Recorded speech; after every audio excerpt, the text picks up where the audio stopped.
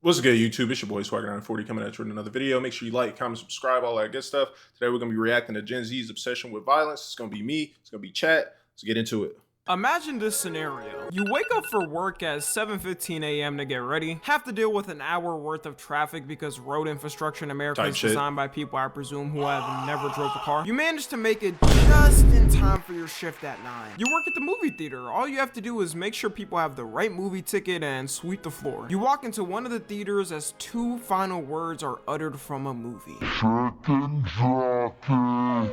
remember this craze. I actually didn't really understand. Boeing 737. The Minecraft chicken jockey incidents are just one of many trends that Gen Z has done, which has related to things such as vandalism, general violence, and harassment. And I'm here to answer the question, why is Gen Z so violent? But before I start, that whole question can be answered pretty quickly. Some of you might be confused by the title because according to statistics, Gen Z overall is actually the generation with the lowest rate of violent crime ever recorded of any youth of a.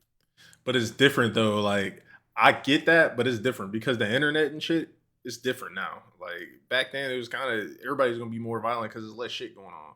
But at the same time, the internet is gonna make it more violent because there's more shit going on. Generation, and we're actually over 60% lower than baby boomers were at our ages. So take that, you old f.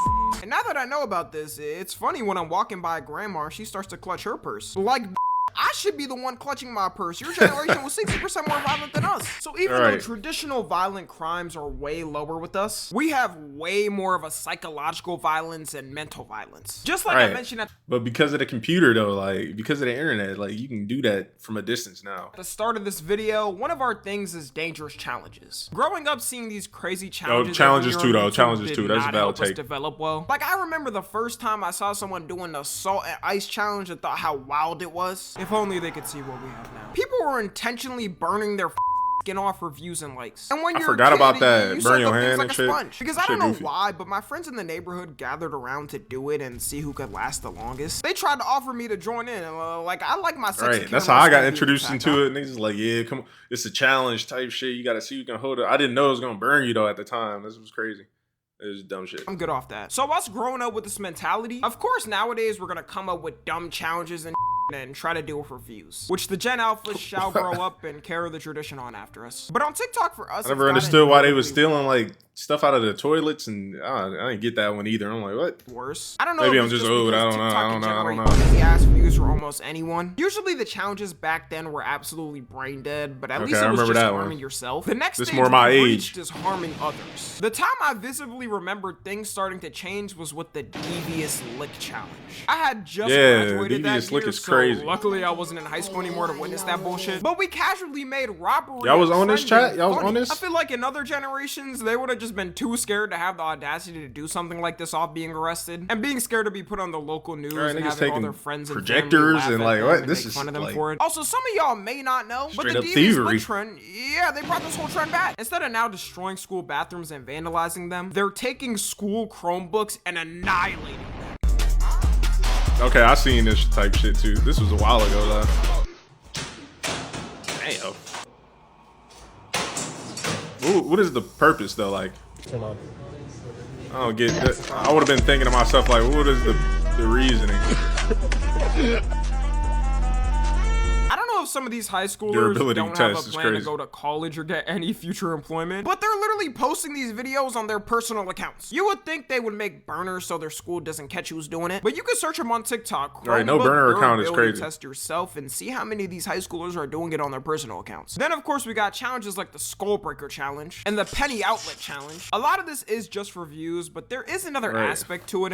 But it's like, I get it's for views, but all of that shit is really dangerous though. Like, what the fuck? You gonna kick somebody's legs from underneath them when they jump in the air? It's great. Like, they could legit die off that shit. Like, they be dead, you be looking crazy. My opinion, I think what Gen Z really likes compared to other generations is the watching of people doing violent things. And this all stems from one place where everything on the internet links to. For demonetization reasons, I can't fully say it and I don't know if I can. It rhymes with lore and scroll on IG Reels about 5 times and you'll probably see it. The impact content has had on Gen Z is bigger than people think. There's probably a 90% chance anybody watching this in Gen Z has seen a video intentionally or unintentionally. Before YouTube cracked down on it, you could casually see it on here. And there was always that one kid in school who would go around and try to show people weird videos like that. Those type of dudes were definitely school threats. Seeing these type of videos in general is bad for you, but for somebody with a growing mind seeing it, it's even worse. Which is why I think it's an aspect in us being obsessed with dangerous trends. We're so desensitized to us, it don't even matter anymore. I don't think humans were meant to see this much of violence in our lifetime. In past generations, you couldn't casually see this stuff. I genuinely think if something like 9/11 happened nowadays, people would probably forget after a week when another catastrophic event happens and start posting brain rot memes of the Twin Towers. Shows back then used to get in trouble when they made a joke about 9/11. It took multiple years for shows and movies to start making jokes because they knew the public would tear them up. But nowadays, you'll have a bunch of people in the comments typing, "Oh man, TS funny as hell. Keep it up, gang." I know not everyone in our generation is like that. A lot of us know when the right time is to make a joke and when it isn't. Looking at IG Reel comments though shows you the other side of people who don't know and don't care. IG Reels to me is like the kick of short form content. People will say comments that isn't even formed as a joke and people die laughing at it. Going back to the challenges, maybe this isn't the end all be all for the challenge. Some of it be funny to me though. I don't know if it's just like my sense of humor, but some of it be funny. I ain't gonna lie. Recently, the Ice Bucket Challenge started making its comeback, and that's what I want to see more of. Like, let's bring back the wholesome challenges on the internet. That was Our chill. generation's obsession with serial killers too is also a weird thing. The fact that serial killers be having lines of women ready for them is such a weird concept. Right, serial killers be having a huss. Like, why the fuck they like them so much? All they do is kill shit. It's just crazy to me. Except to me. I just want just once for them to be released and manage to marry one of these fans and have all the fangirls with the Pikachu they be shot marrying face them when though. he ends up stabbing. They be actually getting married even when they locked up. Her while she's sleeping. I don't know what they think is gonna happen, but it's not gonna be a honeymoon. One notable incident from our generation of this serial killer obsession we can't forget is Jeffrey Dahmer. Specifically when the show reenacting his life released on Netflix. You see, Jeffrey Dahmer already had fangirls back in the 90s when he first got locked up, sending him all their money and gifts and their nudes. Sending a gay man your nudes as a woman has got to be the biggest intentional airball of all time. I would say a majority of Gen Z did know about Jeffrey Dahmer, but a lot of people didn't. So when Netflix released this show and it went #1, he got introduced to a whole new generation on the mainstream. And as they always say, history repeats itself. TikTok was flooded with simp edits for him. They took no time immediately making edits of him on TikTok. That's crazy. There's some of it's the obsession, bro. I don't know. Like, bitches be going for that shit. I don't know why.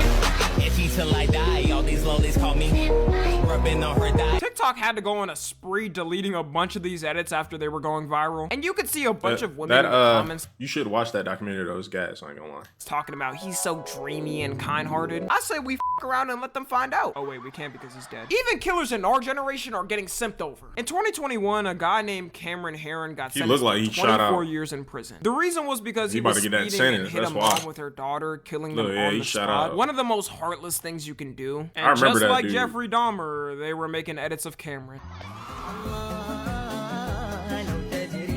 Well, he better hope don't nobody in there think he cute. That's what he better hope. He out here doing shit like that.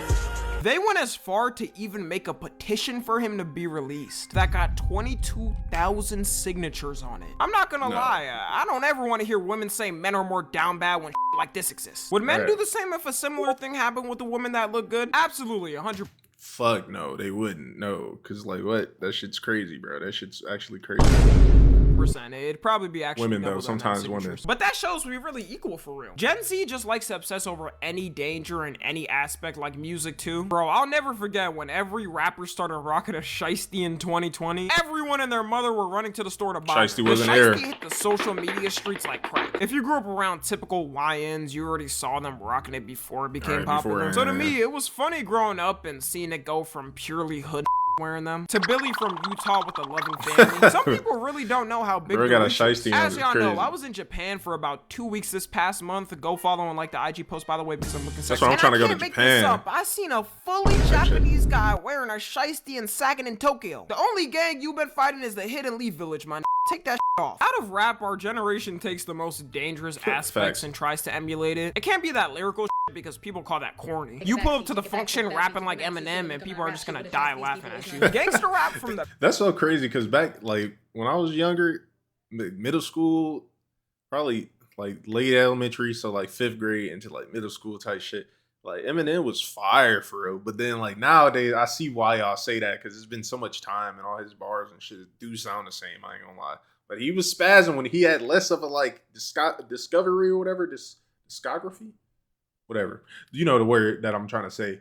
When he had less of that, it was like less to look at, less to be like, oh, this shit the same, this shit, you know what I mean? That type thing. So he was tough back in the day, but I see y'all point now, like at younger people. Past versus now doesn't even come close. Back then, the most you had was 50 Cent, and you knew his lore and how he grew up in the streets. People thought they were leading the hood when listening to Many Men. But I gotta watch that Diddy documentary by 50. Nowadays, you got whole documentaries on rappers who are admitted serial killers. King Von becoming so big has got to be an indicator that our generation is really obsessed with violence. Everybody who listened to him knew damn well this man was dropping people left and right on the streets. And that's what added to the appeal for our generation. Okay, it has always been a thing in rap where people ask, is the rapper really living what they rap? Which I think people are starting to care less about and more care about if the song is just good. I think us losing some of the biggest rappers to this violence kind of made it and put us off. I remember when Lil Tecca was breaking down his song lyrics and making sure people know he's not actually no smoke. That type of shit. Honestly, it felt refreshing. He'd probably blow you down too if you really pulled up. I got 2 twin Glocks, turn you to a dancer. I don't have no straps for nobody. I don't got no straps. But people still want to feel the real thing. That's a good thing to think. That's what to let somebody think. The whole YN culture taking over in general shows me our generation also just wants to obsess over violence just because. I know hella people make fun of Cardi listeners and the average Ken Carson fan, Destroy Lonely, whatnot.